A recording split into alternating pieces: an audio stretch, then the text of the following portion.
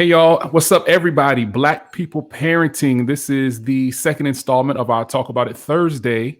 Also, I guess this will be the second episode of the Black People Parenting podcast. Of course, you know me, Showtime, Mr. Talk of the Town, depending on where you know me from. You might know me as Dion, but I'm also the founder and chief executive brain thought pattern maker behind Black People Parenting, also the one who dumps out the trash and cleans the toilets. I do whatever they need me to do when it comes to Black People Parenting. But just here to talk about autism. April is Autism Acceptance Month.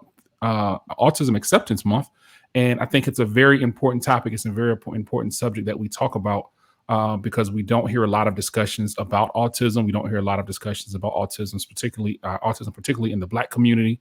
And just, you know, my story, I don't know if everyone knows, but last month, my youngest, who is 3 years old, was diagnosed with autism. So I thought it was especially important that we have a conversation about autism and about all things autism in color, like how we can look at autism in color and the importance of looking at autism through the lens of parents of color and children of color, and what we can do to be sure that we're getting everything that we need and we're getting all of the services that we need, and we're making sure that we are getting the funding that we need for programs. So I believe a lot of those things start on a grassroots level.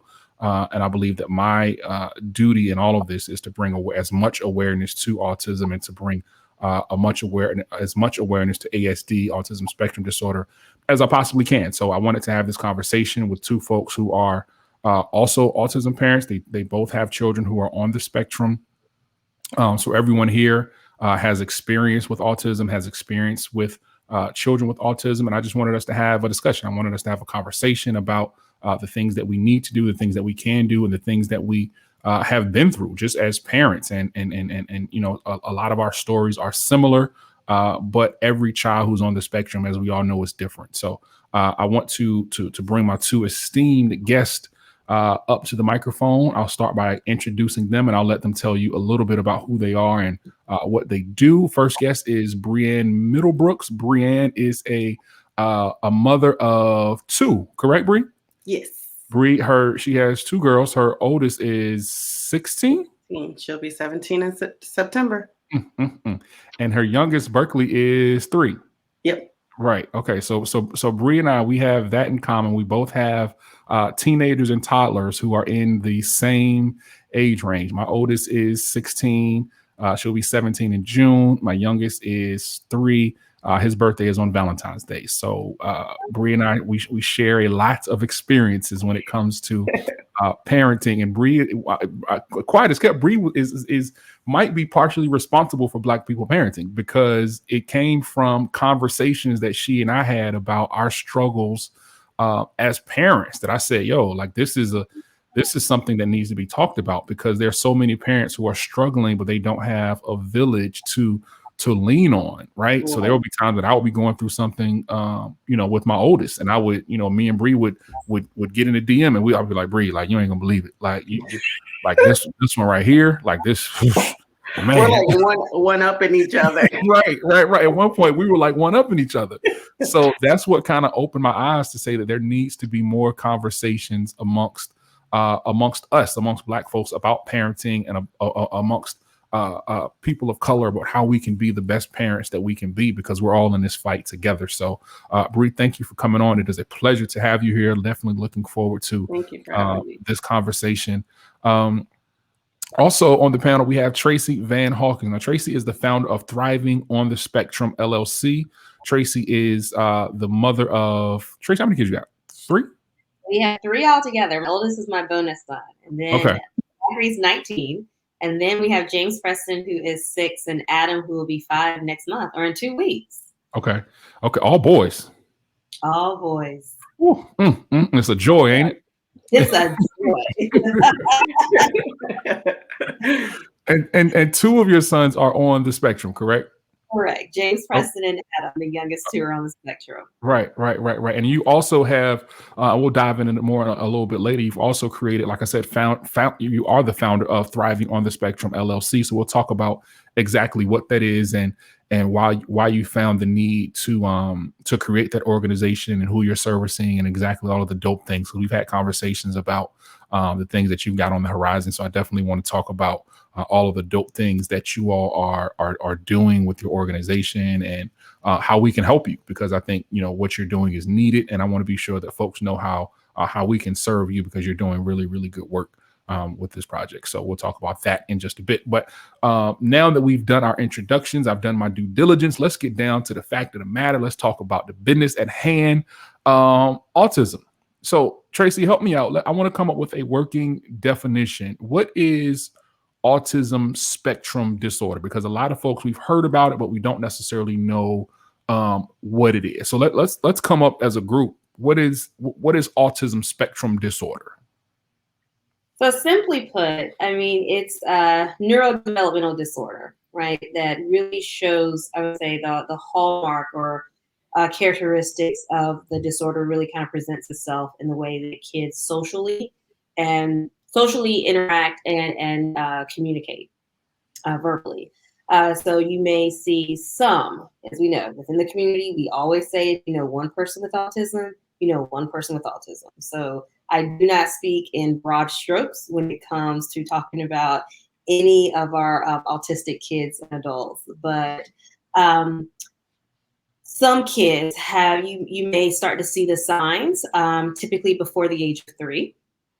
And I think it just manifests itself differently. So even within my 2 boys, the way it manifests itself within Adam is quite different in James Preston. James Preston manifests itself more so behaviorally.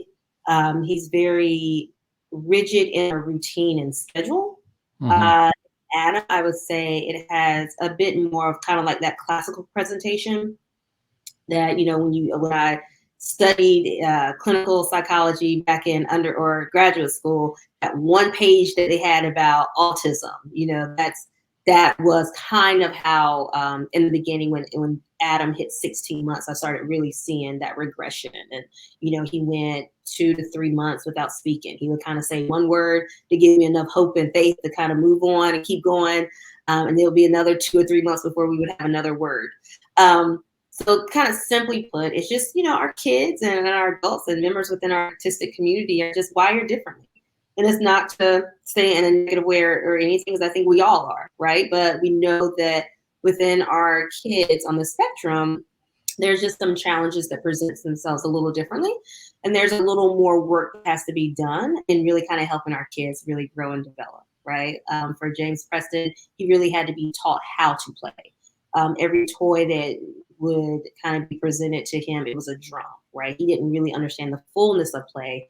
But Adam, not so, not the case. He understood play and learned play, but he had really trouble verbally and then also interacting with peers.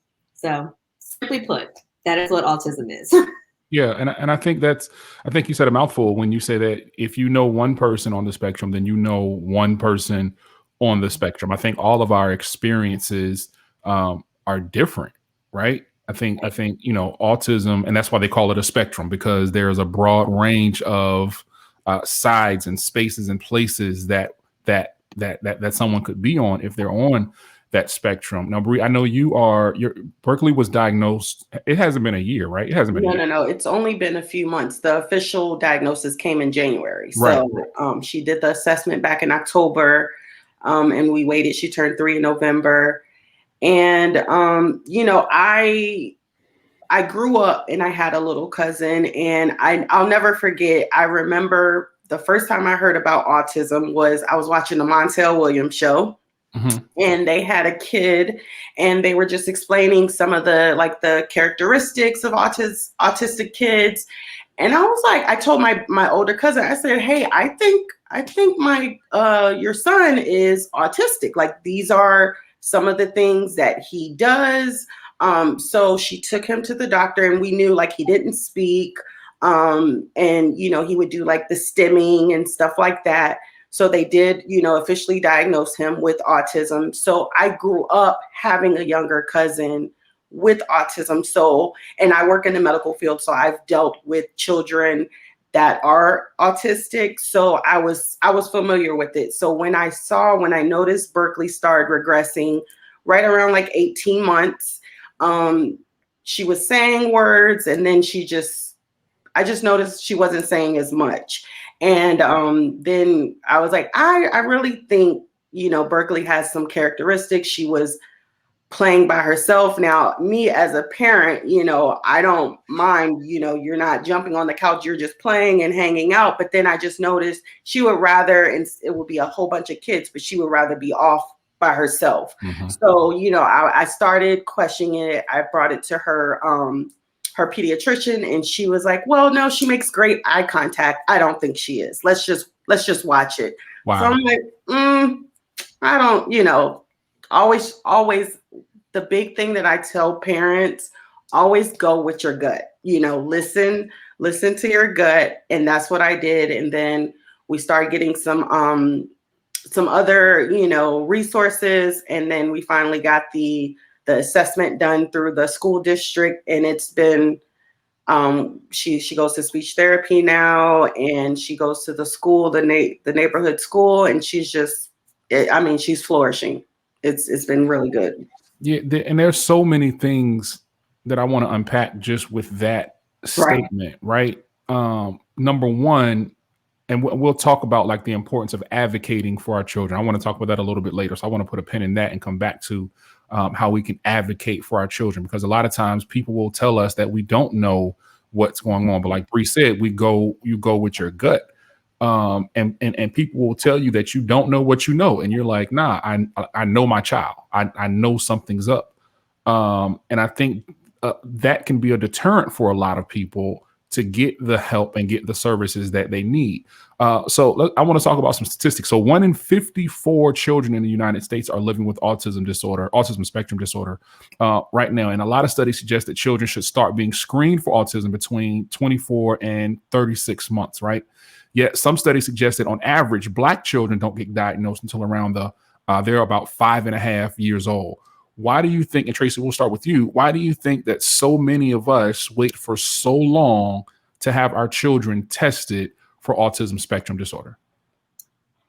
Well, I think there's a number of different variables, right? I can speak for myself and then just other parents I've spoken to. We don't see that many parents of color talking about it, right? So there are a lot of emotions really kind of wrapped up into a diagnosis of autism, right? You have the guilt, you have the shame, kind of denial that is associated with it all. You begin dragging your feet because you feel like other friends and family members kind of will quickly put the behaviors or characteristics to something else, right? For us, it was, oh, well, they're boys. And sometimes boys kind of go into the terrible twos a little sooner than girls, right? Or, oh, it just takes boys a little longer to mature. Or, oh, kids, they'll kind of pick up language on their own. And just as Bree was saying, the thing that I tell parents as well is trust your gut, because that's really going to be your North Star within this whole journey, right?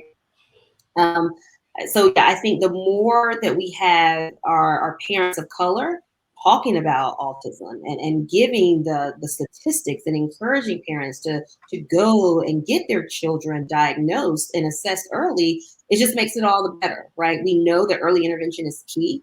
The ability for these therapies, speech therapy, occupational therapy, and others to really start early and not late. We know that great strides, just as Bree was saying, her daughter is flourishing now, right? To be able to go in and really have that one-on-one working to, again, kind of get those wires going, to get the things going in their brain. Because we know kids develop at all, different times and on their own, but our kids need a little assistance in getting there. And it's okay, right? I also think that there's a lot of myths and misconceptions associated with the disorder, that it's easier to just not even have to go into all of that and just kind of put that on the back burner, stay in your denial, and keep putting it to everything else. Mm-hmm, yeah. Mm-hmm. I think another dynamic to it as well is trusting our providers. Sometimes I feel like we put too much trust into our providers. So, if they say, oh, it's nothing, just don't worry about it. And then you're like,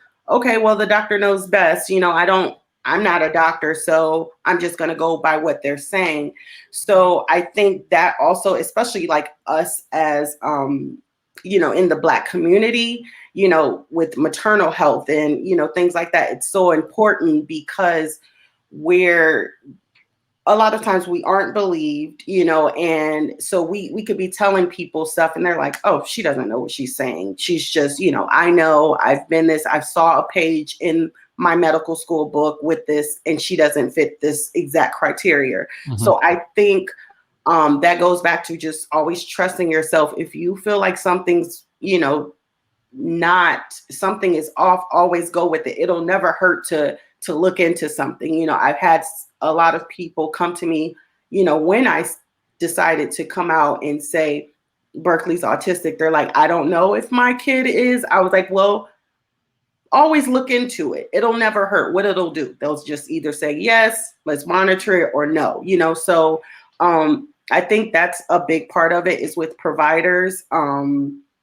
Just trusting them a little too much. It's okay to question what they say. You should question what they say. Don't ever just, oh yeah, that's what they told me, so that's what I'm going by. No, do your research, question, what they have to say, and really, talk about it and communicate. It's super important. Yeah, and just in recent years, I'm sorry, Tracey, go ahead. No, I was going to say, I think Bree brings up an excellent point. When you think about the accessibility to providers and where people are geographically and being able to get the necessary help and assessments, I had no idea there was such thing as a developmental pediatrician, right? Right. And going to our pediatrician, and she was very open and honest. She says, well, I don't think it is, but I have to be honest, like, we didn't really study autism in medical school. Like, we had like maybe one class that, right. Screening, and if you pass the screening, you're good, right? And like you said, it was that gut, that feeling like a granola bar broke and my child just broke down for 20 minutes. Like, right. Is that okay? I don't know. So yeah, I think that's a great point. Another thing that I was going to say, I think it's important, and I realize that everyone doesn't have this luxury, but I think for me and my family, we are strong proponents of having Black service providers, right? So for me, I've made it a mission, even like for me personally, all of my service providers are Black women. Like, I don't want to go to anybody for any type of medical service. My dentist is Black, my PCP is Black. Macio's, my son's, his pediatrician is Black. The only person who is not Black is his occupational therapist, right? But if we could find one, you best believe that we you know what I mean? So I think, Black folks know Black folks best, and that's just my personal opinion.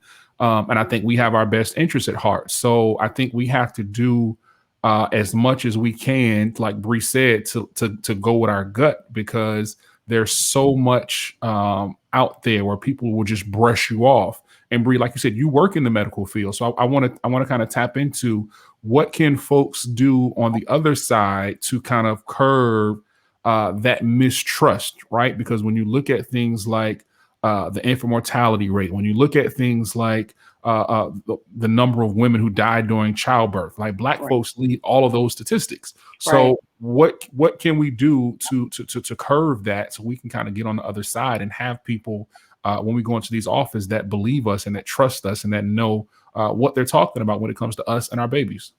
I think what's most important is, do your research. So, and when you hear this information, the infant mortality rate, the maternal, importance, do more research. Don't just, if you see it on Instagram, just repost it and you're just like, wow, that's sad. Do research, look into it, see what's going on, see these studies, read, educate yourself. Because when you're not educated about whatever, that's room for anybody to come in and tell you anything. And they're going to do it. They're going to come up with whatever. And they're like, she'll believe me, and a lot of doctors, like, that's how they diagnose things. They do process of elimination. It's not, they're just like, oh, well, they have this, so it can't be this. That's how doctors diagnose. So I think just educating yourself is so important, educating your family. I know just us as a Black community, we've grown up, throughout generations. It's just whatever they say, just don't question it. Don't bring no attention to us. Don't, you don't want to be that angry Black woman. You don't want to be pray that about mom. it. Just pray about it. So you just have to. But I think, and that's what I'm really trying to do. I'm trying to break those generational curses that we have. And, it's stuff that's embedded in our DNA. A lot of times, sometimes I'll get, a little frustrated with Berkeley when she's, stimming. I'm like, what are you screaming about? But then I just have to, realize this isn't just bad behavior. This is because she's overwhelmed, she's overstimulated, and she has to get it out some way. But if my grandmother was still alive, she would probably be like, that's just her bad behavior. She just need a whooping. Like she just need to sit down, and that's just that. So I think just breaking those things and really just being aware that they're there.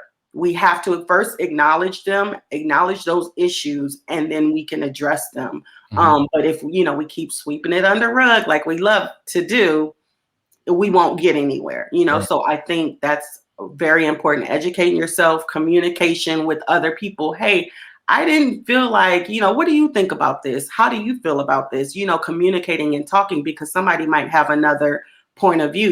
We all three of us have autistic children, but we all have different experiences, and we can all learn from that, So I think it's just communication and being open, not being shamed of, what your child has or things like that. So I think that's super important, just communication and educating yourself. Yeah, somebody in the comments said that their grandfather used to think any baby that cried had colic. That's not it. That's not the answer, Grandpa. Like I love you and everything, but that ain't it. Like there's some stuff going on. They did a study with grandparents, because they said grandparents have like these old wives' tales, and you do this and do that, and they were like harming children because of the things that I was taught that, so that's what I'm supposed to do. Just put some onions in his socks, he'll stop crying. Right. It's not good. It's not healthy. We gotta really do something. Some real work that needs to be done. Yeah. Right. So yeah. Black folks have come up with some crazy stuff over the years. Some of it works. Things like autism and other things is a little more. Right. Some stuff works, but some stuff you just like, come on now. Yeah. Like, come on. Really, you put some garlic under my pillow and you think that's going to stop me from like, no, that's not it. That's not it. Right. Now, Bree, you and I, again, like I said, our journeys parallel a little bit. I think my son's screening came before Berkeley's, if I'm not mistaken. I think we went through the screening process a little bit sooner. So I want to talk a little bit about our journey with getting Maceo finally diagnosed. Like you said, at 18 months, we noticed that he had started to regress a little bit. Like there were words that he would say. I think Maceo's first words was the dog's name. And he would say the dog's name faithfully. And he would just call her name, like wake up in the morning, roll over in the bed, call her. And I'm thinking like, all right, well, he rocking and rolling. Right. But then all of a sudden, like he just went back and he wouldn't say her name. Like he wouldn't say anything. So finally at about 18 months, we went to his pediatrician. I think it might've been his 18-month checkup. And we said, hey, like we have some concerns. There's some concerns about his speech. We don't feel like he is speaking as fluently as he should be. We don't feel like he is up to speed. And his pediatrician was right on it. And she was like, well, I can't, we can't diagnose anything right now, but let's go ahead and get him screened. Let me set you up with the people who do a free screening. They'll screen him for free. They'll come out to your home, and those folks came out and they did an assessment. And when they did the assessment, for us, it was an eye opener because there were certain areas, his expressive and his receptive communication, where he was so delayed, right? Yeah. Where he was at 18 months, I think he might have been at he might have had like the communication skills of an 8 or 9 month old. But it was very, very far behind. And it was like, wow. Yeah. But those are things that you don't know if you don't go through the steps of getting your children screened. But a lot of us, we're so scared of what the results are going to be, or we just say, oh, they're going to grow out of it. Or like Tracey said, it's just boys going to be boys. So Tracey, I want to ask you, what do you think are some of the issues that can be caused when we wait too late to have our children screened? Well, we are kind of extending that gap, right, between our kids of color and their counterparts, right? Mhm. So we know that our counterparts are starting early, right? We know that they're getting their kids screened 12 months. Right. Go ahead and start those interventions. And the way it was put to me by one of my dear mentors from graduate school, actually, he says, every day that you delay having your son screened is another day you're delaying in his future development. And I thought, oh shoot, hey, whoa, Yeah. that just resonated with me, right? It's nothing profound. I mean, we know Right. that the time and where I was emotionally, and still kind of thinking all about, my emotions, what this was going to mean for his future. Meanwhile, I'm not even thinking about him. I'm not even Right. letting these child I prayed and begged for that was born after 3 miscarriages. I was like, he is never going to want for anything. Here he is now, wanting for, like, needing that assistance and support. So yeah, I just think that we just put our kids further behind. And we know that we're our kids, I mean, compared to, again, their counterparts, I mean, in education and reading and math and all that science, we can't afford for one more thing to keep our kids behind. Yeah. Yeah. And I think what you said is very important, because that stigma that comes with it is, it's literally crippling us, and it's literally setting our young people behind, because we're so afraid of what people might say about us, or what people might think about us, or how they might feel about us. But we have to realize that it's once you have that child, or once you conceive that child, it's no longer about you. It's about what that child needs, and getting them every single thing they need to be healthy, happy, and whole, and also making sure that they have everything they need to help them succeed in life. And I think a lot of us, we get so caught up in the label. And that was one thing about us. Like, we didn't care about the label. Like, I don't care what you call it. You could call it Jiminy Crickets. Right. What does my boy need? Right. Like, I don't Right. care. I don't care.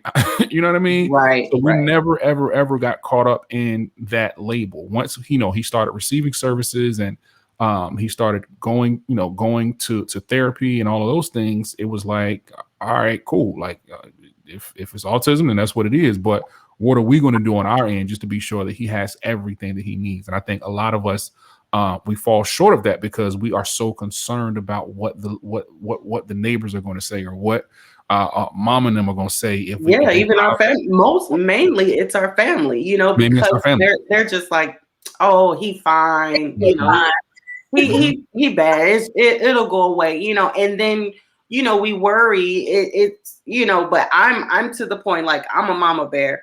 If Berkeley is, we trying to potty train, but she's not potty trained. But I have that's a word. That's a word from the Lord right there. I have some older aunties. Oh, she's still in that pull up. Yes, she is. And Absolutely. Say something.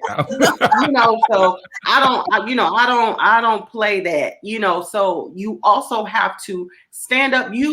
I tell my wife this, like, when Berkeley got diagnosed, it's nothing to stress about. It's going to be a stressful journey for sure, but Berkeley is first and foremost. That's our priority.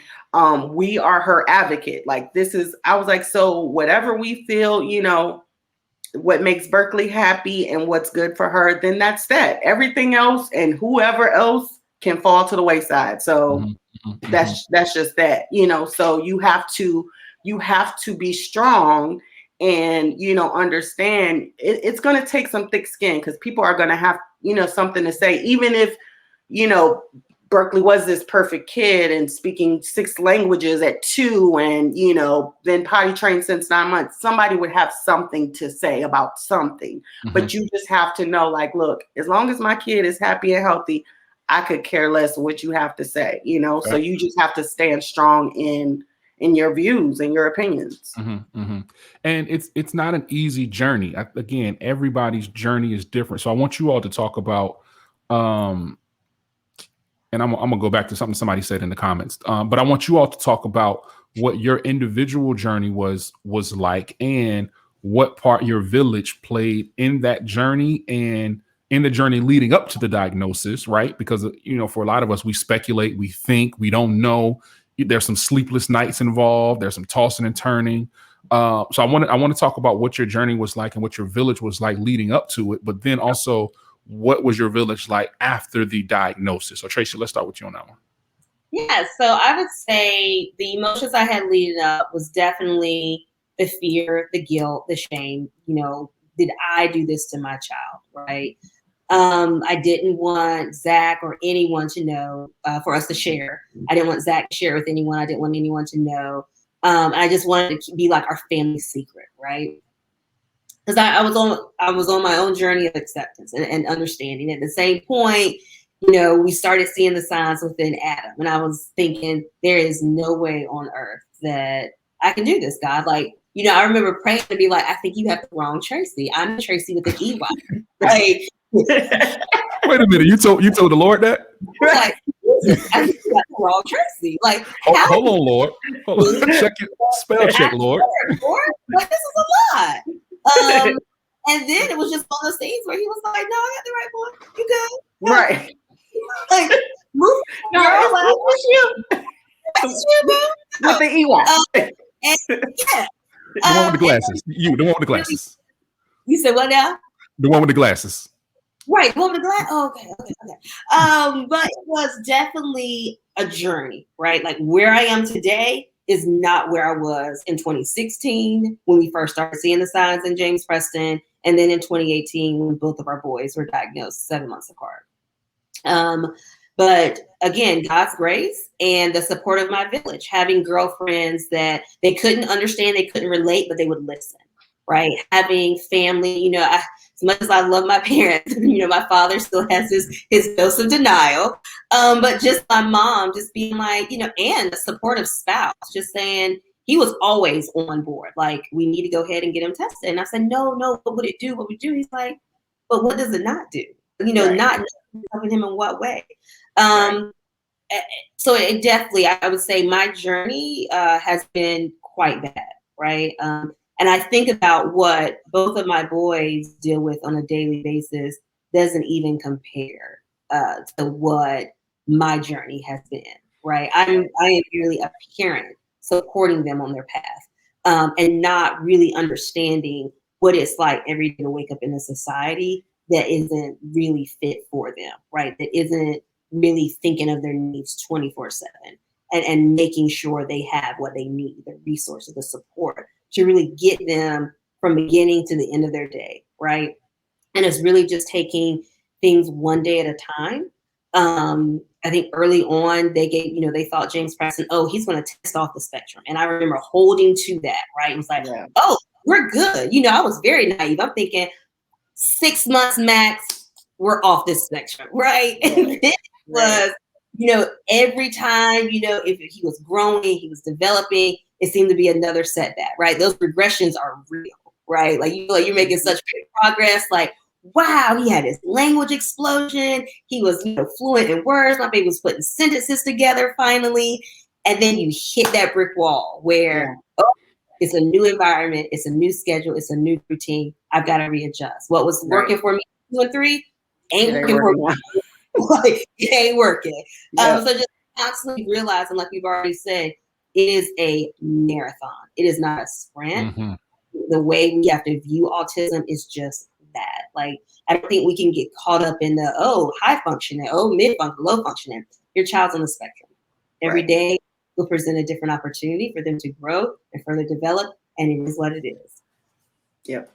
Yeah. I would say, it's funny because how Tracey was, I was kind of the exact opposite. I was like, I know my cousin was autistic. I got this. I know about stimming. No worries. But then after that diagnosis, and then I'm like, we got to go to speech therapy twice a week. Then she got to go to school. Then we got to do this at home. Then we have to, her eating, like that's a big part of it is her food. Like, we now have to find food therapy and things like that. And then I was like, at first I was just like, this is going to be in the park. But then I'm just like, okay, I need to slow down. This is going to take some time, so sometimes it is hard. There's days I'm like, okay, we got to go to speech therapy. It's raining, it's traffic. But then I think, I know this is going to help Berkeley. Just this one visit, it really helps her. She's made a lot of progress. She's excited to go. Now she's, I never thought that Berkeley was going to get on the bus. Berkeley, every time that bus pulls up, yay, bus. Even her putting those two words together is a huge thing. So it's just like, I can see it. She's enjoying her teacher. She has no tears. She's never cried since she's been at school. So it's just like, sometimes, and like you said, what I'm experiencing is a drop in the bucket to what she's going through and what she's going to go through. So, you have to humble yourself. I really had to humble myself and understand, like, this is, like you said, this is going to be a marathon. But I think that's where, family comes in, friends, your spouse. It's just, you need that. I call everybody my tribe. I needed that tribe. There's going to be some times where I got an appointment. Hey, can you pick up Berkeley from the bus? And, and with a lot of autistic kids, they need routine, they need schedule. And it feels good for, Berkeley. She trusts this person. She knows this person. So she's going to go with them, stuff like that. So you have to, find some type of community. You have to find your tribe, because it's a lot to do by yourself, like single moms. And, I can't imagine, doing this by myself, because it's hard work. So you have to, even if it's strangers, you have to find your community and really rely on them, because you're going to need them, even just how they approach your child. Berkeley, she'll, when our friends and family come in, they're like, hey, Berkeley. And she's just like, girl, not today. Right. She just doesn't even acknowledge. She's just like, yeah, no, thank you. But they know Berkeley doesn't mean anything by it. Like they're doing their own research. They're looking into things. So they understand, okay, I know, Berkeley is not going to be like the kid, hey, I'm so happy to see you. But they know, like, Berkeley does little things to where they know that's her little thing of love. If she says bye, if she says hi, or if she brings you a bag of chips to open, that means she loved you. You know what I'm saying? So you just learn their love language, So I think family and friends are super important.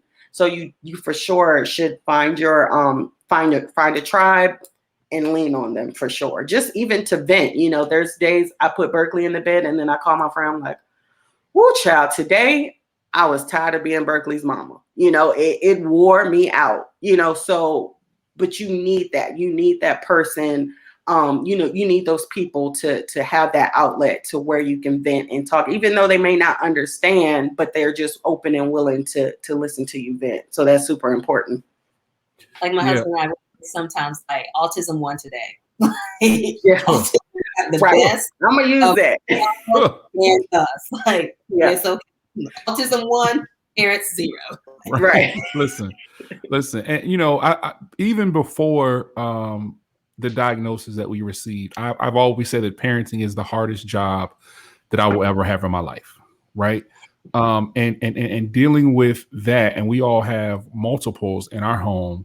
And dealing with, each child individually and meeting the other child's needs also, right? So for Bree and I, it's like we're doing everything that we can do on this end to be sure that our toddler who has autism is completely in a space where they are, have everything they need, they're fine. But all the way over here is this team.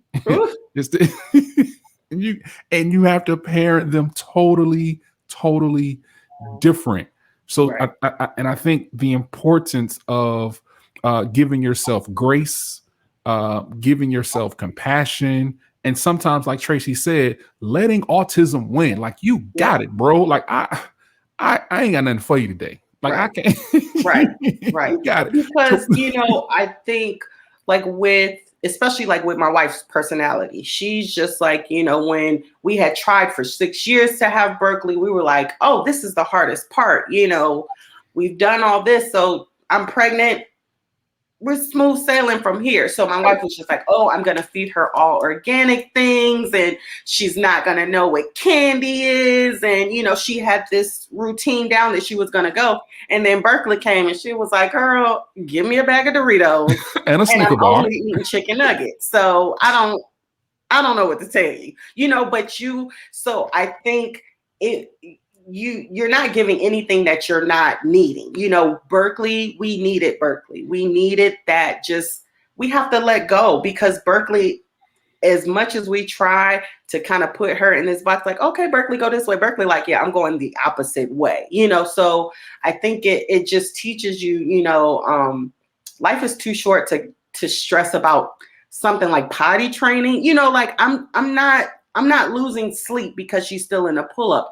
She's happy. She's, you know, she's laughing. She's enjoying. She's saying 2-word sentences every now and then. That's what I'm focused on. That's what that's what I want to be excited about. I'm not going to lose sleep over that. So I think that's super important. You know, it's just because whether you like it or not, you're not going to have control. So it's just, you got to either go with it or you're just going to be exhausted. You're going to exhaust yourself trying to fight against that, you know, go against the grain. It's just, it's not going to work, you know? And I think like it goes back to having those outlets. Like I'm telling you, Dion and I, we would be in those DMs and we like, child, this teenager. And then we would vent about, you know, Berkeley, she ain't eating today. She don't want nothing, you know. Yes. So it was just like, but that helped, you know, and here we are with Black people parenting, because we're like, we know we're not the only ones. We know somebody can benefit to just vent, to just say, you know what, these kids today, I'm sick of them, you know. So I think I'm super thankful that, you know, you end up creating this space for us, you know, by us, because we need it. It's so needed. It's just to break down those barriers and those stigmas, just one post at a time. It really makes a difference, you know. And you know, these conversations are important because a lot of people don't know how to do things like advocate for their child, right? A lot of people don't know that just because the school says that your child is, you know, these are the things on their IEP, that this is what has to be there. They don't know that just because someone says, oh, these are the goals. And you can say like, nah, I want there to be different goals. Like we have the final say. So I want y'all to talk about the importance of advocating for our children that are on the spectrum, and even the children that aren't on the spectrum, like, because a lot of our parents, we don't think about those things. It's just, let's just send them to school and we just going to accept whatever the people say, or take them to the doctor. We just going to accept whatever the doctors say. But I want y'all to talk about the importance of advocating for our young folks, particularly those that are on the spectrum in the school system.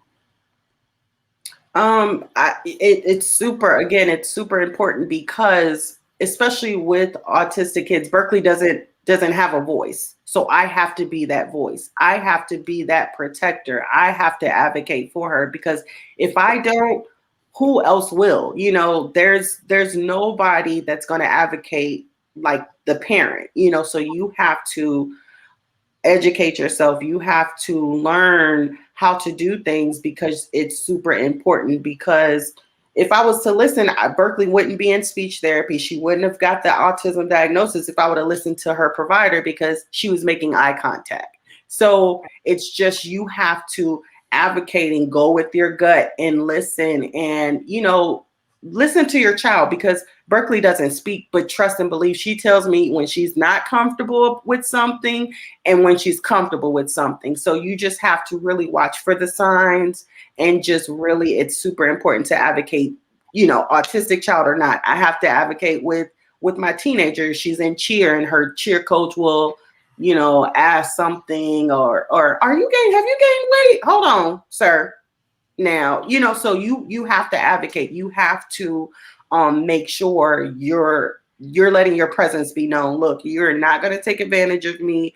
We are not, though, we're not doing that. You know, I'm here. You're going to see me. I'm going to call. If you don't want to give me a referral, guess what? I'm going to keep calling until you give me that referral, because this is what I need. It may come back negative. It may come back clear, whatever, you know, referral I need.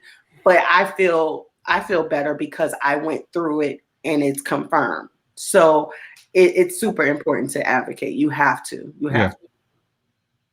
Yeah, I would say the school system is going to be one of those mountains that you just feel like every time you get to the peak, you realize there's another valley. Like it's going to ebb, it's going to flow. And our kindergarten year was rough with James Preston. I mean, we got to the point where my husband and I were sitting in the back of a kindergarten classroom 5 days a week. He would do Tuesday and Thursday. I would do Monday, Wednesday, and Friday from 10 to 2:15. Wow. And it was a problem on so many different levels that when every time I was trying to advocate for my son and say, like, this isn't working, we need to do something else, I was quickly kind of dismissed or told like, oh, well, I only have 20 minutes for a meeting. 20 minutes? That doesn't even skim the surface. Right. Need to get into. And I think in the very beginning, I really did not realize who really held the power, right? I knew he was my son and I knew I'm going to have to advocate for his needs. But, when they said, oh, we don't have time, I'm like, okay. And then it was just like, no, you're going to make time. Right. It was like by that second or third kind of, being dismissed, I thought, oh yeah, we're not going to get dismissed again. Like, right. You know what we about to do. And talking to administration and like realizing, like you said, that IEP, like what is happening? You say you're supposed to be doing this, but I'm noticing this is not happening. I'm talking to James Preston after school, learning about his day. He's telling me he was restrained. Right. Yeah. On a daily basis. My child eloping from the classroom, going outside, getting close to, like, so many things were happening. And I think that is when, as parents, you really have to do your due diligence to make sure you have your child in the right setting, right? Like, you have to know the kind of the realm of where you can operate in and what that space, what the resources and services are, and really make sure as a parent, you're doing your due diligence to know, this school, why is this school best for my child? What are the resources? What's the level of training that the teachers and administration have? How often are you re-upping on your training when it comes to kids with diverse abilities? What's the last time your special education teacher went to an autism seminar or a workshop? Asking those questions. And when you see that hesitancy and that uncomfortableness, that might not be the best opportunity or setup for your child. Right. So I was, like you said, that advocating starts early. I mean, and I think that was one of the things that, hearing the autism diagnosis not once, but twice, it was like, what? I'm like, one child, it is inevitable. Adam's going to be doing well. And as soon as I got Adam going good, then James starts spelling. You just feel like you're running forward. Right. Like Yeah. Advocating for me again, it's so important because from a father's perspective, right?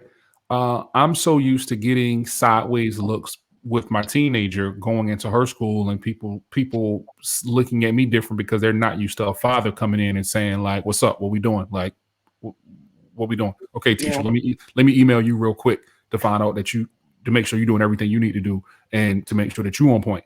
So from a father's perspective, it's totally different because they don't expect me to even have any type of engagement in the school, right? But little do they know when this one gets to kindergarten and beyond, if I gotta turn that thing inside out, I'm gonna have to turn that thing inside out, right? But help me to help you. How we gonna do this? Right, what we doing? Like you can go out through the window, or you can go down the steps. Either way, we gonna get to where we need to go. So let me help you. So, it's important. But I think one thing that I've noticed is that COVID has made it a little bit difficult for us to, and Bree, you and I were talking about this earlier. It's made it a little bit difficult for, particularly when you have kids that have therapies that they have to attend or services and things like that. How have you all managed to kind of fill the gaps that have been created by COVID? Because, even if it's something as small as like being able to go out and play at a park, you know what I mean? Like before COVID hit, Mason and I would go out to the park every Friday. And that was our thing. We would have, father and son Friday. That was our thing. COVID came, shut all of that down. That means he didn't have any interactions with any kids his age. He was going to a little gym where they did tumbling activities and things like that every weekend. That was ended. So it's just like everything once COVID hit shut down. And Bree, like I said, I think this had a lot to do with some of that regression that I started seeing in him. Right. But how have you all handled kind of filling those gaps that have been caused by COVID? We've been super lucky. Berkeley started daycare during COVID. She started last March. And so there was a lot of things in place that we didn't miss as far as that. Because I was set on, I knew Berkeley was not going to do good with virtual, like speech therapy and things like that. I knew that just wasn't going to hold her attention. So, Texas is wide open. Texas, like, they don't care. So that's another story for another. But that helped us because we were able to take her in person. So, they still have different restrictions and things in place. Like when she was going to daycare, we weren't able to go into the school. Like we would just have to drop her off at the door. So that kind of made us nervous because we're like, what these teachers doing? How are they interacting once they take them into the daycare? But, we kind of have to let go and trust. And, Berkeley did very well.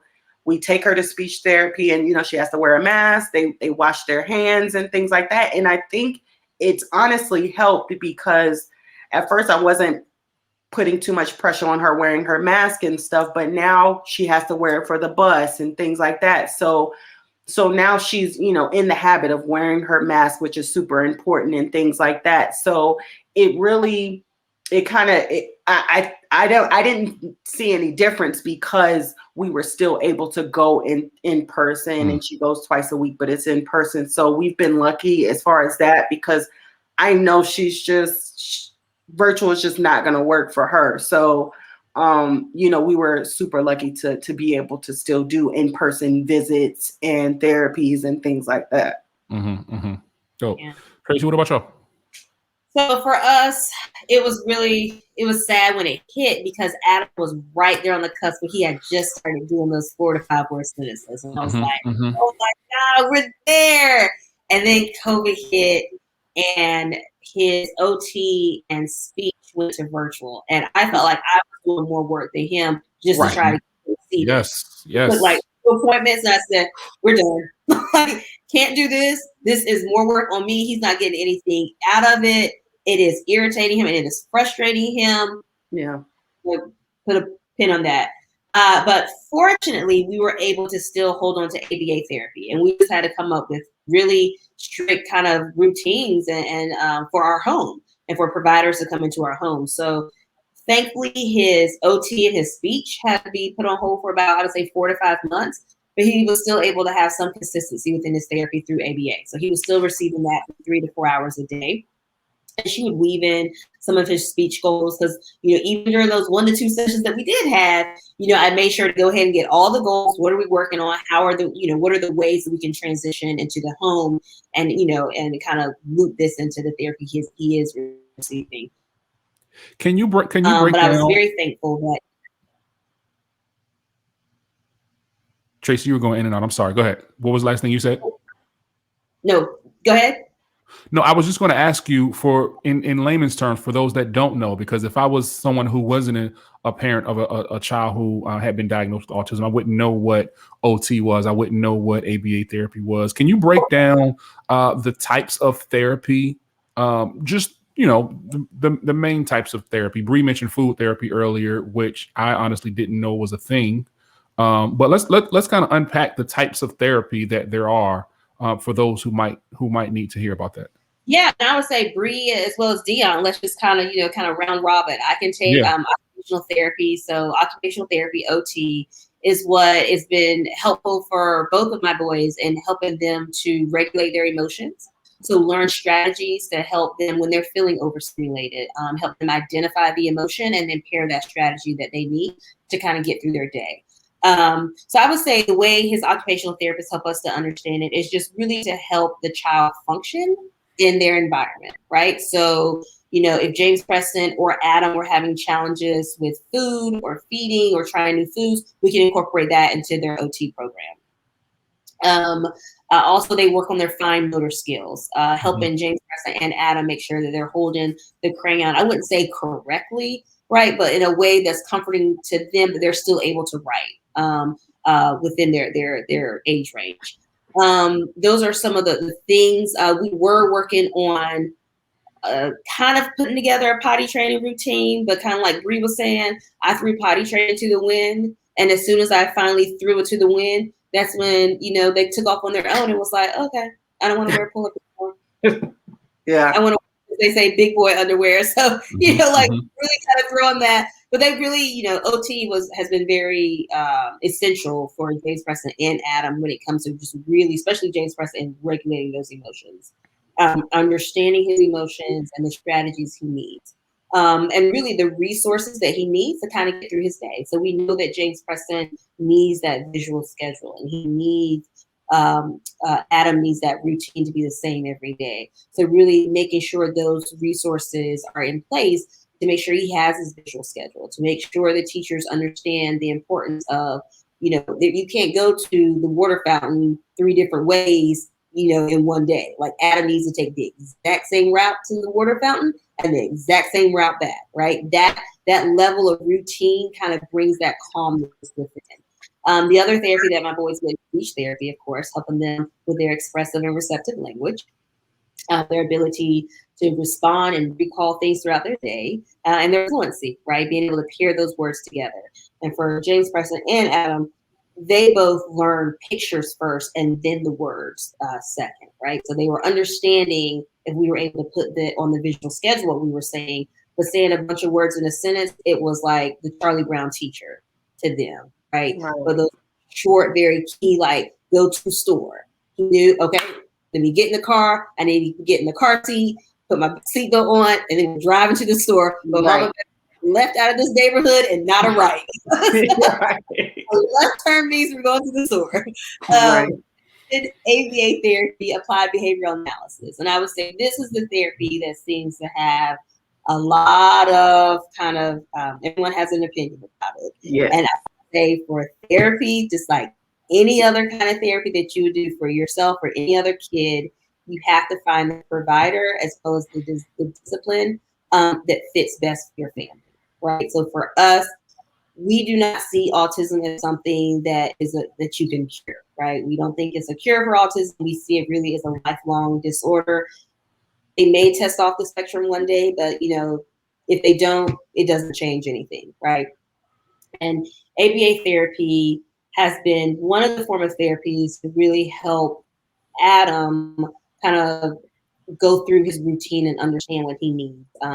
Kind of taking the skills that he's learning from, I would say, really occupational therapy and speech therapy, a combination, and incorporating that into his day and social environment, right? So where a lot of the therapies are kind of within a private setting, his OT and his speech, ABA is able, they have a little more flexibility in going into the schools, if your school allows, the school and home, and really kind of allow that child to kind of pull together their strategies and kind of put them in their social environment, if you will.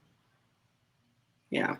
And like for me, I won't say I'm completely on the other side as far as ABA therapy, but I am hesitant. Like Berkeley does not do ABA therapy. And I've just, again, doing research on my own, like I have to find what's best for Berkeley. At this point, I feel like I don't think ABA is the best for her. Now, who's to say, next year, 2 years from now, we may be interested in it. But as of now, I just don't feel 100% comfortable with ABA therapy. But like Tracey said, find something that works for your family.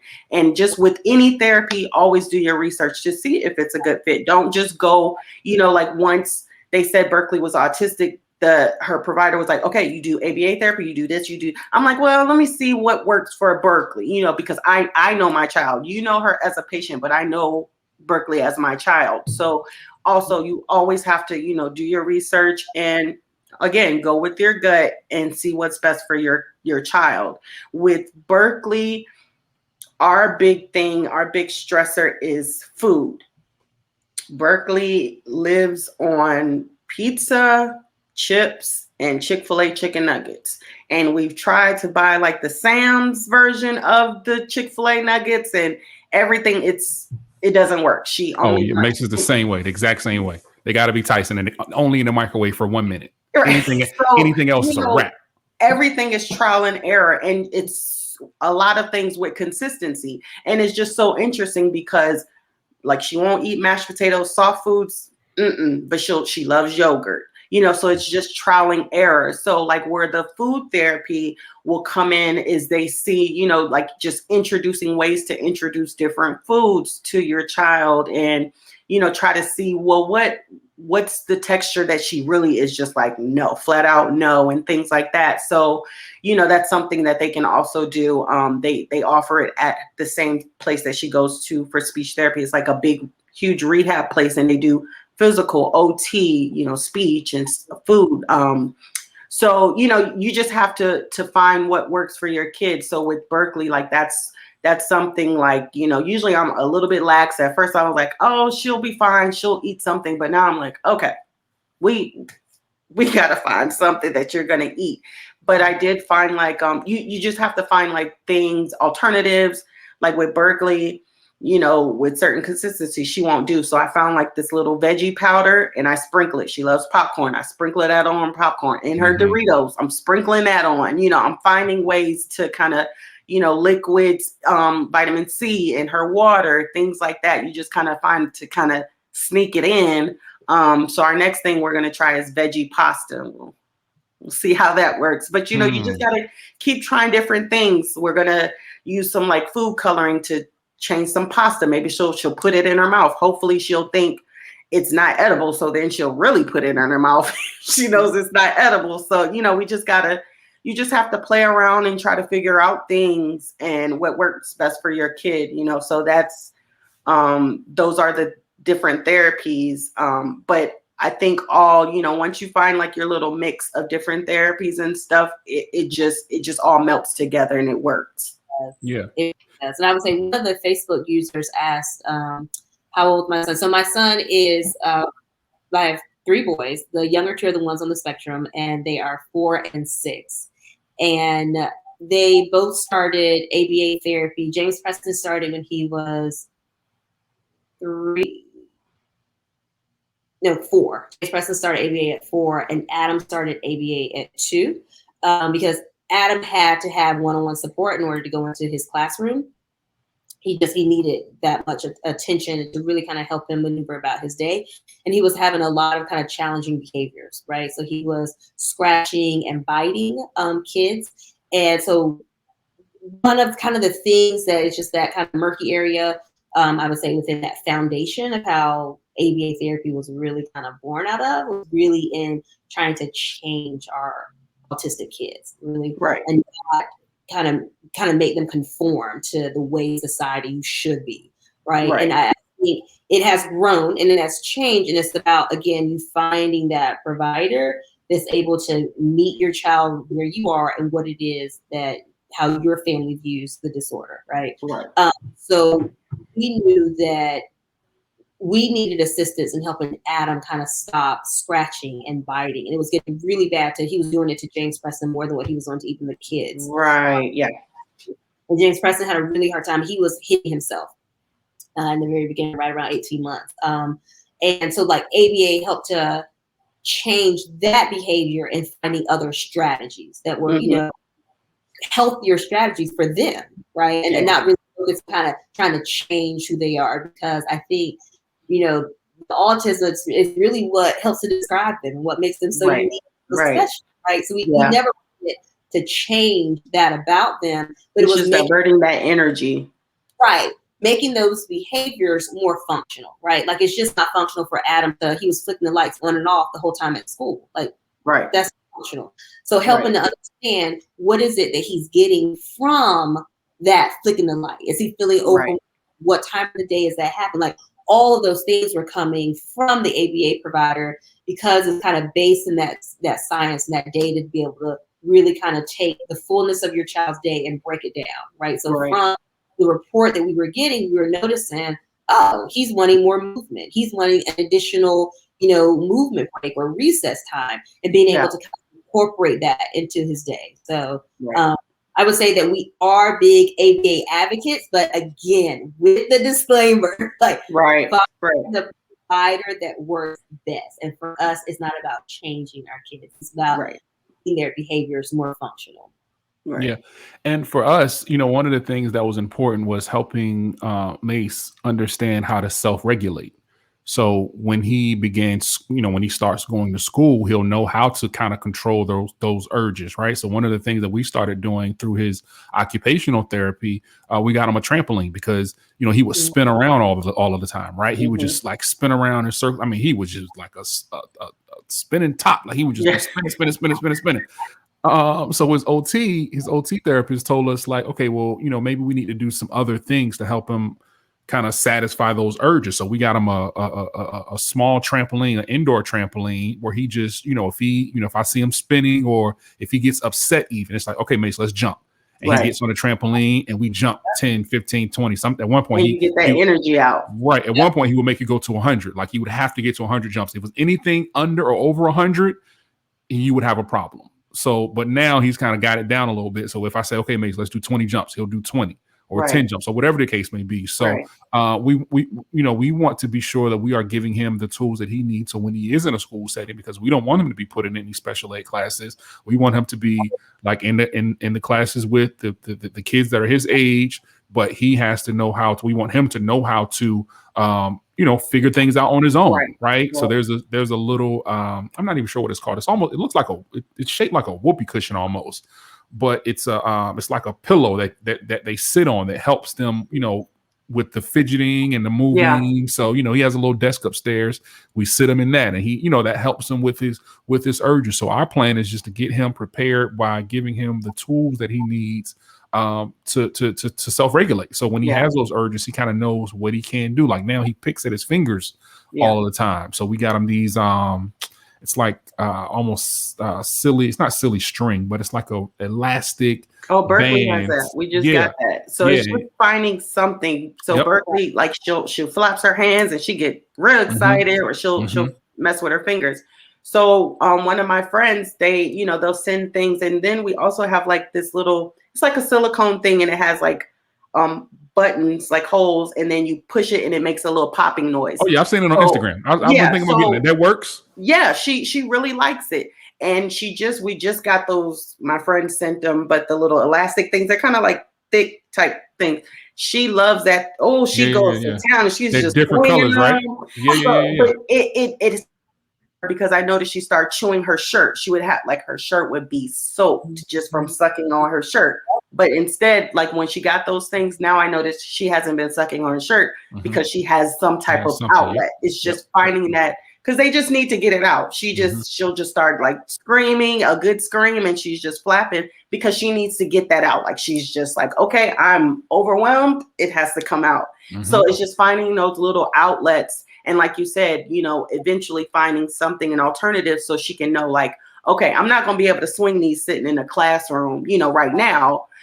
So, eventually we lead up to where she's able to, function just in class without, being distracted and things like that, or wanting to, flap her hands or something like that. So, it's all about just trying new things. You're going to try do some silly stuff, and you're going to be running around swinging those things, but it helps and it makes them happy. It gives them an outlet.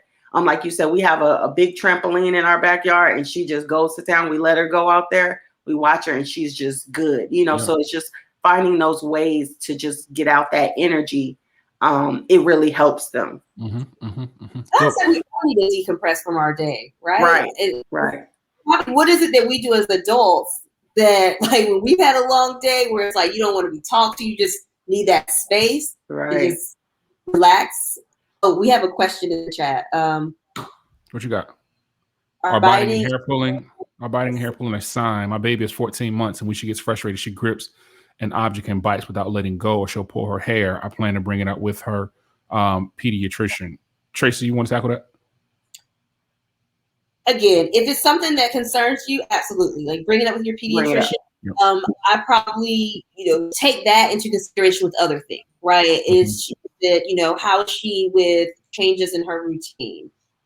Is she lining things up? Have you noticed that, have there been any milestones that she was achieving that maybe she's no longer achieving? Like really take things in kind of like a full spectrum. And at 14 months, 1 and 2 months. But I would again speak with your pediatrician if it's something that definitely concerns you. And just keep an eye on it, just monitor it, see if it progresses, if it, if she starts, pulling other people, just monitoring things like that, and just keep a lookout. But, like you said, if it's something that, you're just like, for sure, bring it up. It won't hurt to bring it up.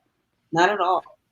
You know what's important that I think that all parents should do if they have concerns about their child and about their child being on the spectrum? Don't get too consumed with looking up things on the internet. Oh, please don't do Dr. Google. Please. please. Let me tell you, because your child will end up having gout. They will have every disorder in the world. Heart surgery tomorrow. Just from WebMD. With the mattress, I was Googling autism signs. Yes. And then what happens is that, and those things get in your algorithm, and that's all that starts popping up on your feed. That's what you start seeing. So psychologically, it's like, okay, well, this has to be it. And then, you got to wait, another 2 years or so before you can even get a full diagnosis. So you're driving yourself crazy.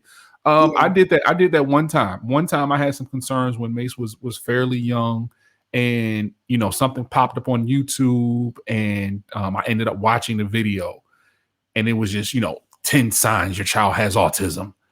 I'm like, man, like he's doing that. Right. Like, oh snap, he do that too. Right. Not thinking that like he's only 6 months old. Like, what are you talking about? Like, what are we doing? Right. Oh my God, my kid's breathing. They have autism. It's just like, come on. We have to get off Google. We have to not rely on Dr. Google. Yeah, we got to. Who is the devil? We got Google, because Google gonna have you thinking, oh Lord, I got stage 4 cancer. Yeah, I got diabetes. I got to get my leg amputated all in one day. No, we got to get off of that. You can't do it. So I just a note to anybody who's watching this. That's a good little tip. Yeah, man. Because I tell you, I had a sleepless night, and I tossed and turned that one night, and I was like, man, what if? Right. But it's just these things, like, and you start seeing, and these things just start coming up. Like even right now, like once I started posting this video or posting about that we're having this talk, every ad that I see on Facebook is about something relating to autism. Yeah. Right. There was a video that I was going to watch before we did this. It was a 37-minute conversation that somebody had about, it just popped up in my sponsored feed. So, you start looking for these things, and they start to play a role on you psychologically. And Tracey, you touched on something. You touched on self-care. So I want to ask y'all, as parents who have children on the spectrum, how was that diagnosis impacted you psychologically? And what are some things that you can do for self-care? I think Bree said it when it's like, find your tribe. Like you have to find that village, get off the internet. All the things that I did not do in the beginning, but I realize now. I thought I could do it all by myself. I didn't want anyone to know. It was just me and my babies, and we were going to get through this. And that was the worst possible kind of perspective to have when it comes to something like this, because it takes the village. Mommy guilt is also the devil. And whenever you feel like, oh my God, I just need a break, then I always say, the grace, the patience, and the love that we want the world to show our babies, it starts with us showing it to ourselves first. Mm-hmm. That's true. Like we have to give ourselves that grace and understand that what we're going through, other parents will try to kind of normalize it so they can try to relate, right? Like, oh, my child melts down too. It's like, really? Did your meltdown last for 40 minutes? And what is it? Was it because, like, again, the will of our broke, like whatever, something that is seen as small for us is really big for them, right? And it's having that. But I would say really giving yourself that time, and don't compare your with someone else's. Like I would see other parents like, oh my God, she's a proud autism mom. I can't even say the word autism. I'm still stuck at saying, no, he has sensory processing disorder. Right, right, autism. right. Don't my child. And it was like, you can't compare yourself. You can't compare your child's journey. You are your own person. Your child is your own person. Really put that, when you are starting to pull the services together for your child, that is when you also need to be pulling services together for yourself. Just to kind of get you through the highs and the lows, because it is a roller coaster. And my husband tell me, like, why are you giving that person the ticket? Like, you have the power to give them the ticket to get on the ride or to not get on the ride. And I'm like, you're right. You are exactly. Yeah, you can't, like you said, for sure. That's another thing. Do not compare yourself and your child to the next person, because I mean, it's easy. Shoot, there's been times where I'm just like, why I can't be Kim Kardashian? I got this nice fancy plane and I just want to go to, places, and I just want to party with Beyonce and stuff like that. But you can't get wrapped up in that. So especially you can't do that with your children. You have your child for a reason. This is your child. You cannot compare, because everybody has something. You may not see it, but everybody has something, so there are times where, sometimes it's just like, I'll hear somebody complain, oh, my kid just talks too much. And I'm thinking, I wish my kid would talk too much, so sometimes, but you have to give yourself grace to understand it. I can't even give that energy, because once that's like a black hole, you can really dive deep and compare, like, oh, my kid not doing this and my kid not doing that, so it's just like you said, give yourself grace and love and understand, like, you are doing the best you can. Nobody's perfect. Parent guilt is real, but and sometimes there's going to be days where, like, man, I feel like I could have did some more, or I should have did another flashcard with Berkeley or something like that. But just be like, what, I'll do it tomorrow, or whatever. But don't beat yourself up, because it gets you nowhere. What does that do? Nothing. It does nothing. That time that you're beating yourself up, you could be spending with your family. You could be spending it with your kids. So you cannot, give yourself grace. You have to give yourself grace. You can't play the blame game. This is where we're at, and this is what we got to do. So, like, let's make it happen, So that's super important. And I think it's important. I would also say, don't chase what people are doing for their kids. Right. Like, if this other family is doing a different diet or a special diet, and oh my God, my child's talking or something, like, don't go down that path, because that is their child, and you don't even know what that child started, how they started out, right? Like, just stay in your lane and in your journey. Stay focused with what is best for your child and your child alone. Like, you cannot compare. Or like, oh my God, she said ABA worked for her child, I got to get my child to ABA. Like, you just don't know. You do not know. Really allow the professionals to give you that guidance. But then, like Bree was saying, like, really make sure you're advocating. Really make sure, like, this is something that you do think would be beneficial for your child for the following reasons. Right. Yeah. And I think you have to be sure that you are emotionally available for your children, right?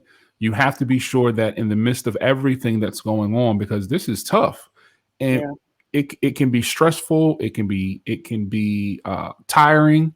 It's a lot.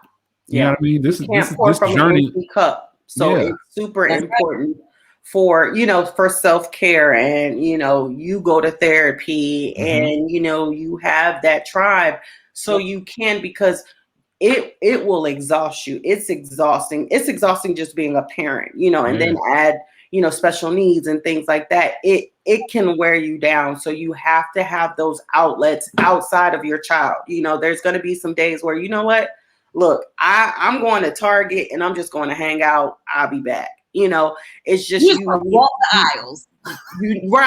I'm just strolling down the aisles, but you need that outlet. You need that time to decompress. It's super important. Yeah, I'm a huge proponent of therapy. I think everybody should have some sort of regular conversation with a therapist, just to 100%. to have those conversations. Just because, again, as Black folks, we were taught that this is not something that we do. These aren't things that we talk about. Right.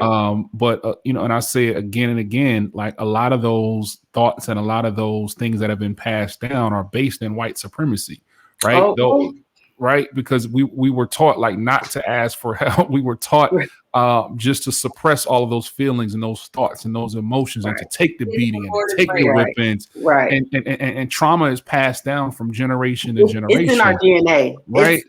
It's literally in our DNA, and it's hard. It's hard to fight against these generational things that's embedded. It's a struggle every day.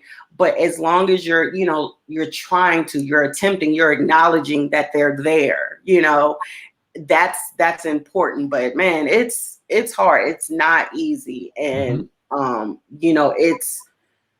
it's a learning lesson. And you have to give yourself grace, because there's some times where, even with my teenager, I kind of, she's shapely. She's a Black girl. She gon' have a little booty. And I'm like, I don't want you to wear them leggings. But why can't she wear those leggings? You know what I'm saying? Like, why can't I don't want to give her a complex about, body issues just because she's shapely. That's just what it is. And that's just, I can't expect her just to be 16 and just like, oh, I can't show my body. And then she's, 21, and all of a sudden she's okay with her body. That's not how it works. So, you kind of have to fight against that, because I grew up, if you got on some tight stuff, you hot as fish grease, and you just grown, and you know what I'm saying? So it's just like, it's things that, and I still catch myself, with certain things, but you just kind of have to push through, and it's going to be so much better. It's going to be so much better for our kids, our children's kids. It's going to be worth it in the end. So we just got to push through, because man, our kids gonna be going to therapy, and they ain't gonna have no problem. You know what I'm saying? Like, so, and even if they do have problems, they're gonna know how to handle them. They're gonna know how to deal with them. They're gonna know how to handle it. They're gonna have different tools. They're gonna, acknowledge that there's some things there, that I need to work on. I'm not gonna, just jumping from relationship to relationship because you got the problem. No, I'm the problem. So it's just those things that you kind of.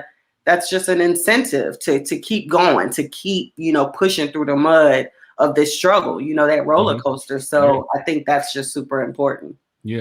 I want to shift topics just a little bit. Since we all have Black children, and we all have children who are living in this world of craziness and madness that's going on. I want to talk about autism and the police, right? Do either of you have any plans on, I guess, again, every parent wants to protect their child, but I think when you have kids that are on the spectrum, my eyes are open now that you have to protect them a little bit differently, right? Right. Now, once your kids are able to do things like drive and hang out with their friends, have you all thought about? Because honestly, I hadn't thought about that until we were getting ready for this conversation. Have you all thought about what plans are going to be put in place for how to protect your children from encounters with the police, right? Because we just saw that there was a young man who was he? I can't remember if he was beaten up or if he was shot by a police officer who had autism. The young man had autism. There's a story in Virginia where the young man went to prison. He was sentenced to 10 years for I believe it was a car accident. The governor ended up giving him an early pardon.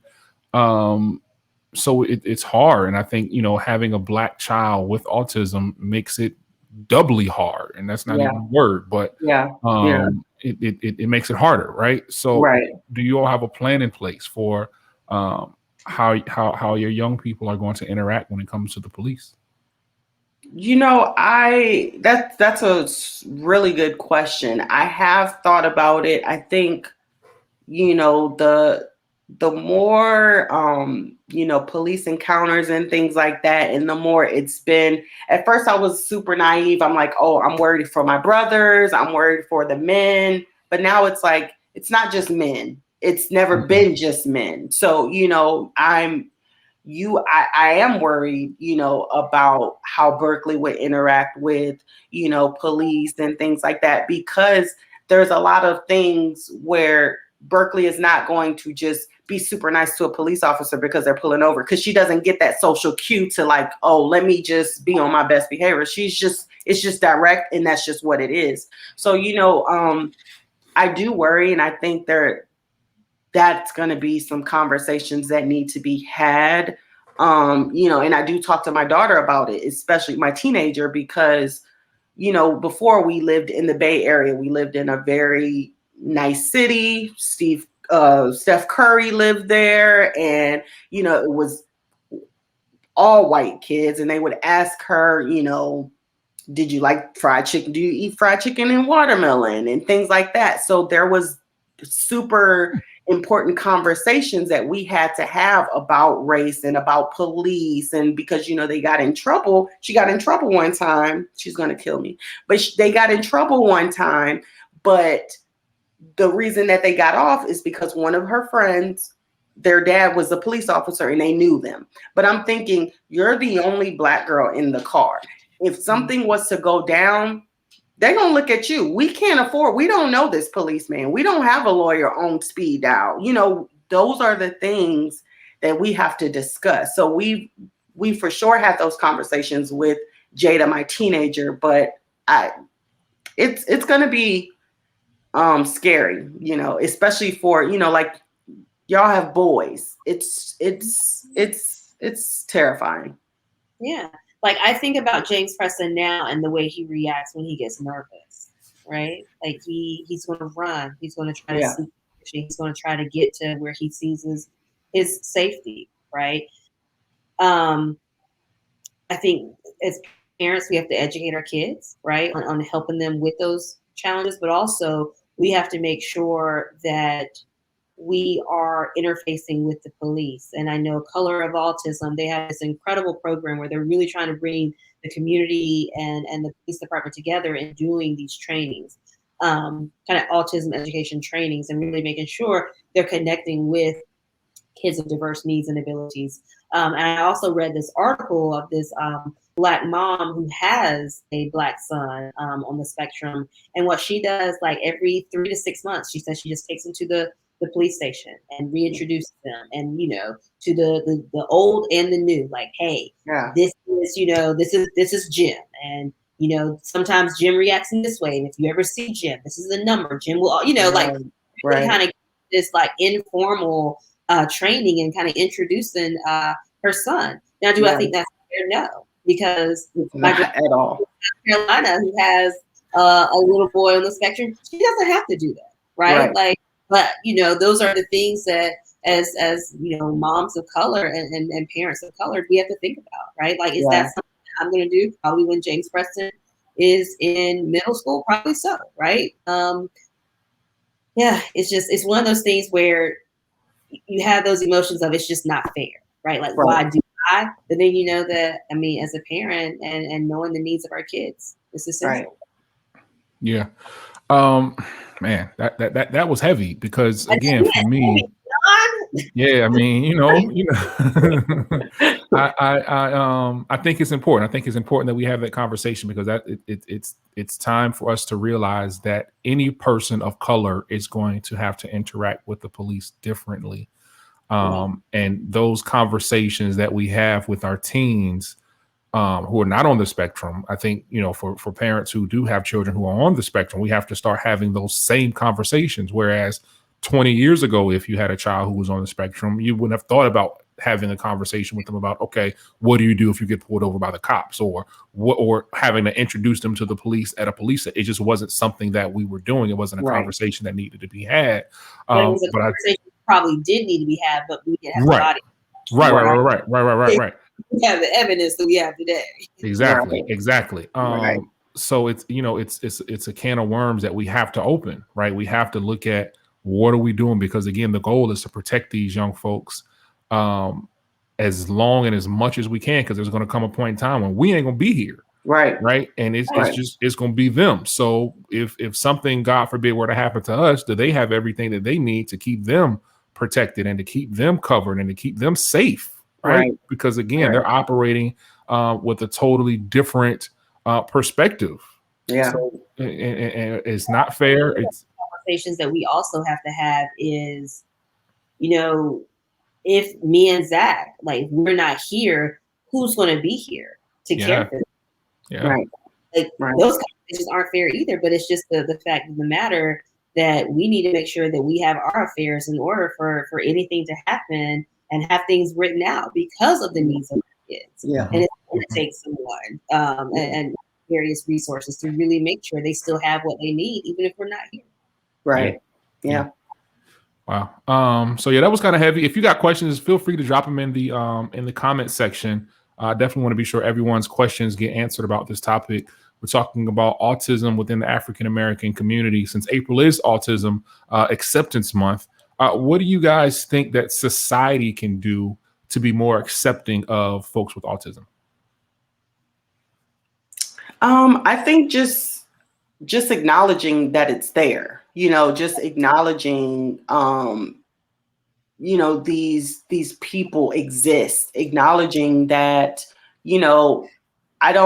I don't want Berkeley to ever feel like she has to blend in or something like that. Like, I want you to forever know, like, this, I am Berkeley and this is who I am, and that's just that. So I want her to be confident, but that also takes educating your children, educating, letting your kids know, hey, Berkeley may not talk, or, so she just letting them know there's different types of children, all different types of kids. Sometimes there's kids that's 8 that don't talk, but there's other ways that you can communicate. You don't have to just look at them like they just some crazy person, you know what I'm saying? So, and I think it's just super important, us as parents, because the kids aren't being educated because the parents aren't. So you need to educate yourself, and just be welcoming, be open to learning about Berkeley. I don't want Berkeley to fit in. I want you to fit into her world. I want you to understand how she works, understand and educate yourself, on certain triggers that an autistic kid may have, and be mindful of that, things like that. Just being aware and educating yourself. I think that's super important. Tracey, what about you? I would say we have to do more than just April, right? I think autism awareness and acceptance is 365. And as much as I love April and how we have our shows and we get featured in our magazines and publications, like, we need to do more, especially within our Black community and our communities of color. We need to show more of the diversity of the spectrum. We need to make sure that our families feel informed, that they feel supported in their journey, that they have the right information that they need to make the right decision that's best for their child and their family. So that's what I would say. Like, let's carry the momentum from April into May, into June. Like, what can we do in July for autism? What are the ways that we can educate the community in the fall? Like, that's how I really see autism, more than just April, but really, again, 12 months a year, right? 365 days, right? Because, like, we live it and we breathe it every day, right? We Every just don't day. on and bring awareness to it in April, right? We have to do it every day. We're doing it in January. We're doing it. Yeah, and I agree with that. I agree with what both of you all said, but I'll take it another level. I think for me, being a new autism parent, I think for me, and just doing the research to prepare for this conversation, I think, we got to find out where the money resides, right?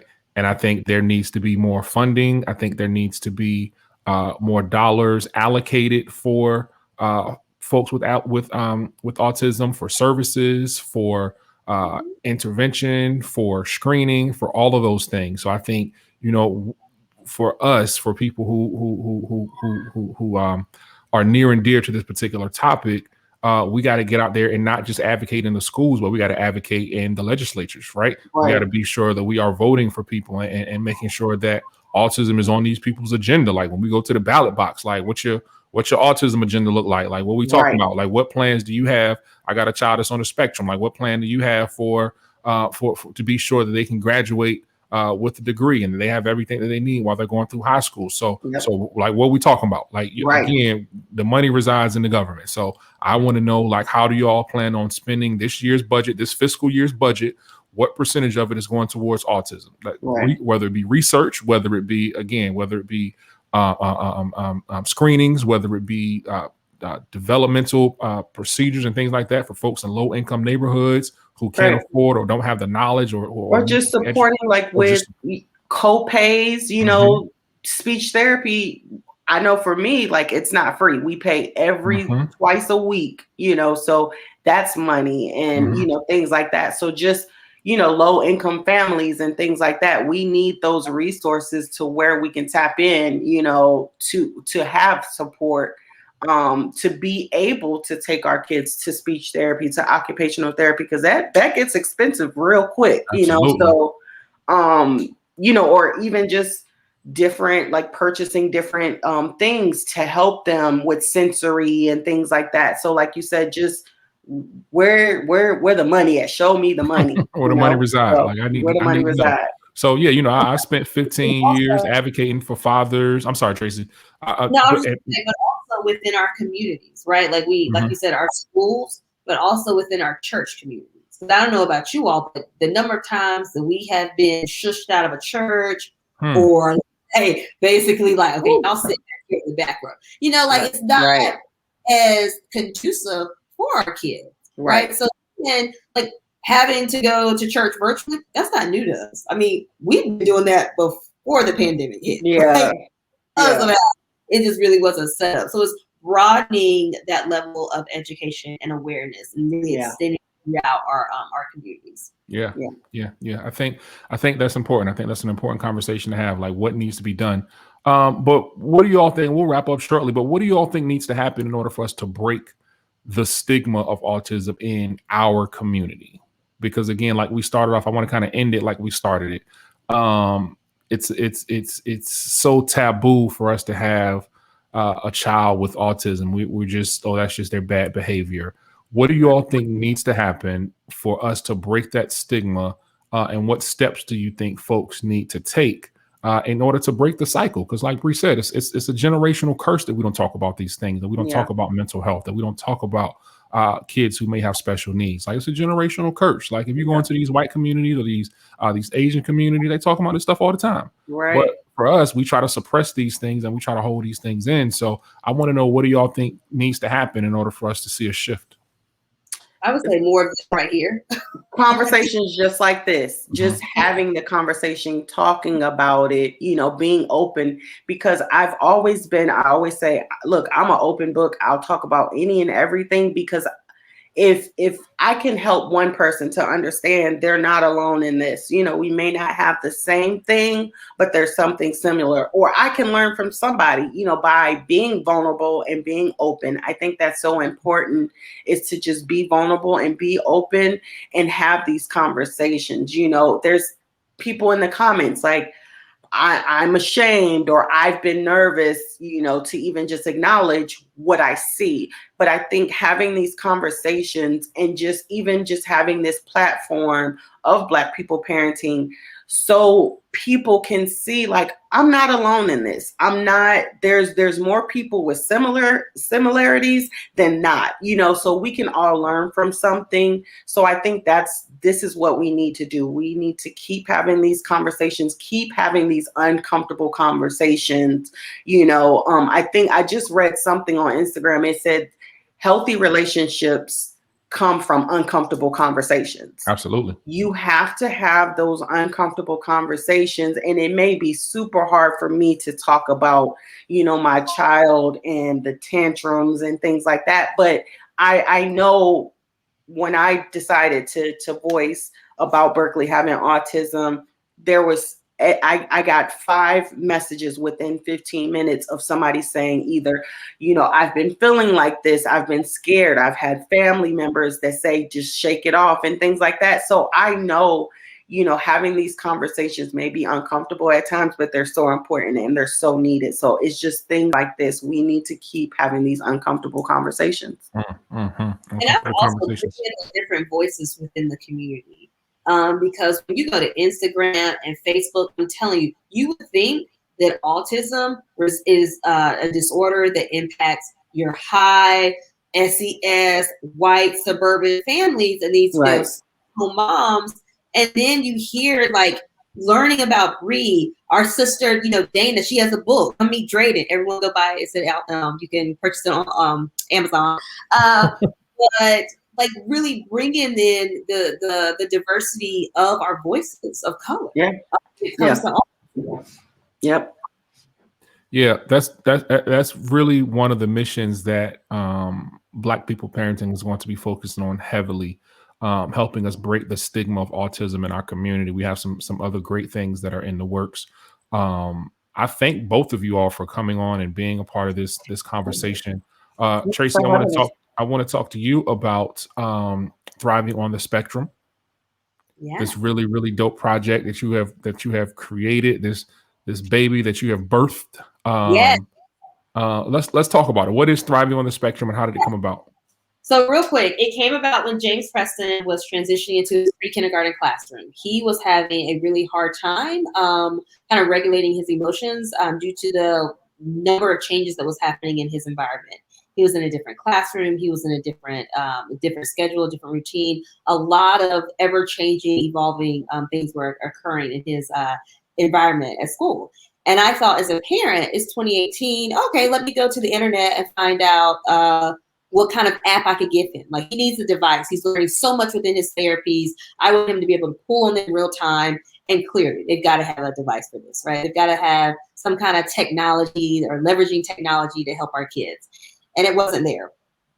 And what they did have was a bunch of single feature devices, right? But I wanted something comprehensive, right? I wanted James Preston. I knew the things that he needed to really kind of help him regulate his emotions, understand his routine, know his routine, but also not be dependent on someone else. I wanted him to begin learning those steps of independence to really help him function throughout his day. So I went looking for it. I couldn't find it. And I said, well, I will create it myself. I don't have a business background. I don't have a technology background, but I have these 3 letters of MOM behind my name. And I'm going to work with other parents on the spectrum to see, to make sure this is what our kids needed.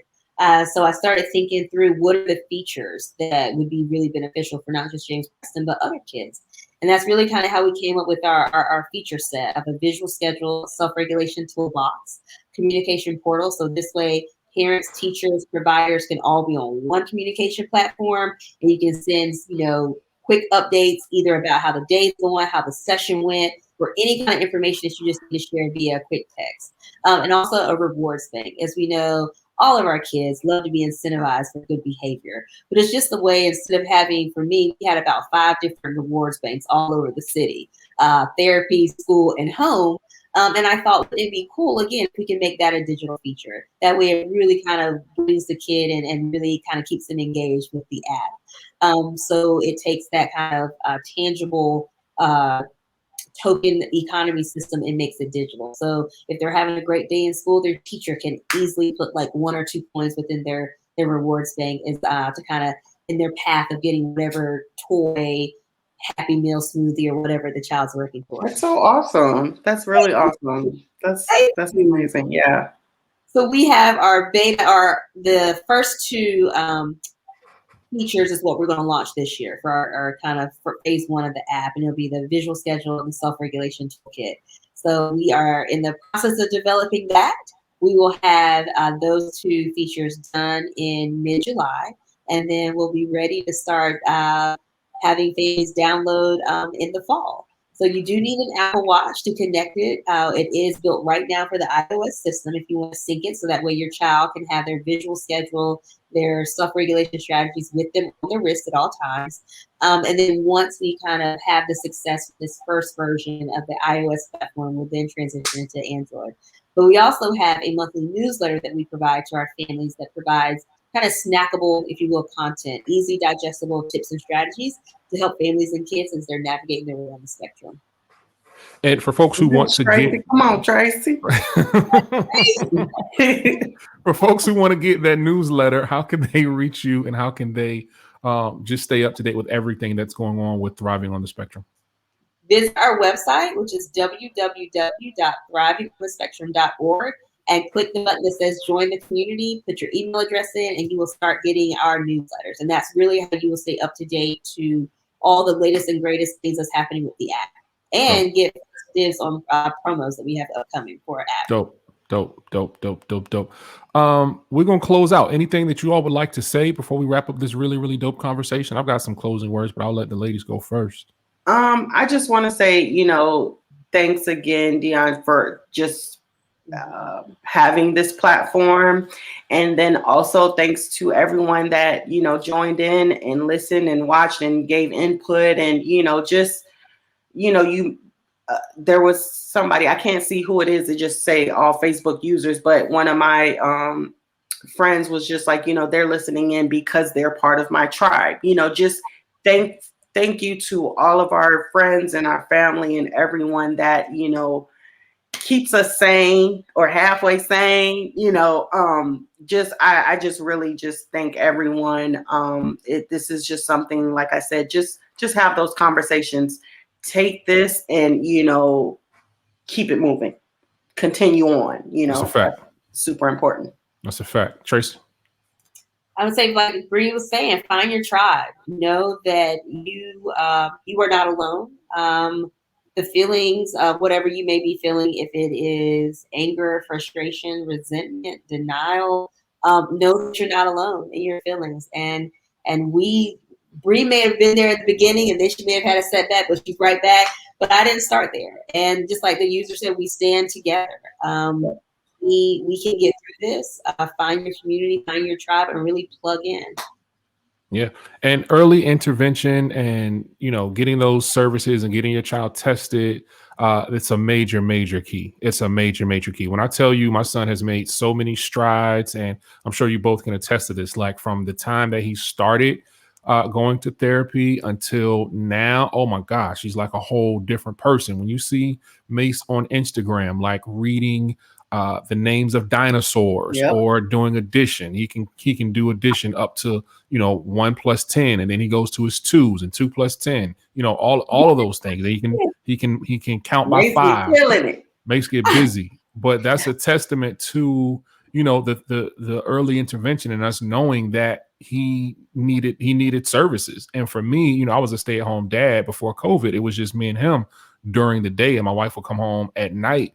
But we started off early with flashcards and with puzzles and with all of those things before autism was even a thought. It was just like, you're going to be prepared for whatever this world brings you.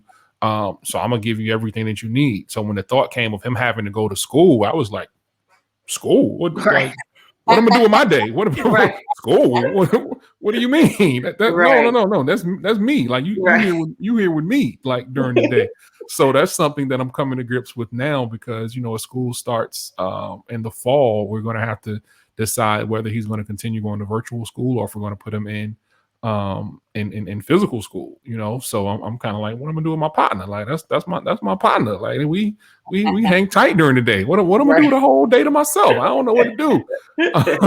So early intervention is key. So if you think you think something's going on with your child, go with your gut. Like Bree said earlier, go with your gut, advocate for your child, and just know that you know what's best for your young person, and just make sure that you're giving them everything that they need. Thank you, ladies, for being a part of this awesome conversation. Thank you for having us.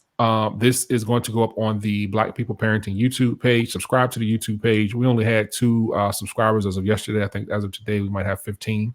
So subscribe to the YouTube page, show us some love on the YouTube page. And also at some point, this will be up as a part of the Black People Parenting podcast. So you'll be able to download the podcast on Apple Podcasts, on Stitcher, on Google Play, and all of that good stuff. So subscribe to us there.